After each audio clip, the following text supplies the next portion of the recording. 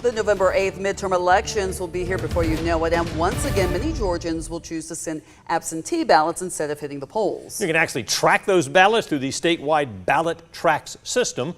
Georgia's Secretary of State's office introduced the system back in 2020, and it's available again this year. Megan Western tells us more about how it works. Nancy Thompson has been hitting the polls since she was 18, but she doesn't plan to go back. So I just did the absentee ballot for the first time with the last presidential election. Thompson says voting by mail was great. It was so much easier than what I expected it to be, because I mean it's basically just the same exact ballot. You just get to close it in. It has super instructions that are very detailed about how to actually fill it out. The best part? The tracking. One of my favorite parts was like once you put it in, you kind of wonder like, is it actually going to get there? Is it not?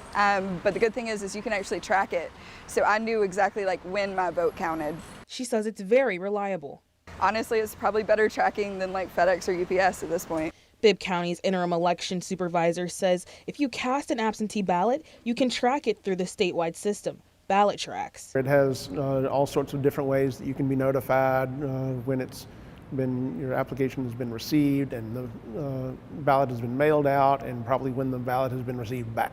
BallotTrax will also tell voters if their ballot is denied, and here's how you can avoid that. Read it over twice after you filled it out. We do need either the Georgia driver's license or the ID number that the driver's license card provides. Ann Gillen says start early. If you're going to vote absentee, do it sooner rather than later. Thompson says she plans to vote absentee this year and encourages others to do the same.